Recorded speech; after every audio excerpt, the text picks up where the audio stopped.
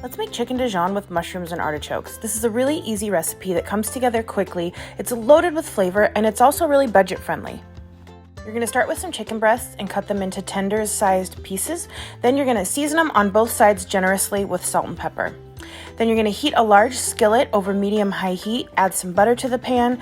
Once the butter is nice and melted, add the chicken to the pan and you want to sear it until it's golden brown on both sides. Then we're going to remove the chicken from the pan and set it aside. It might not be fully cooked during this stage, but that's okay because we're going to add it back to the pan later.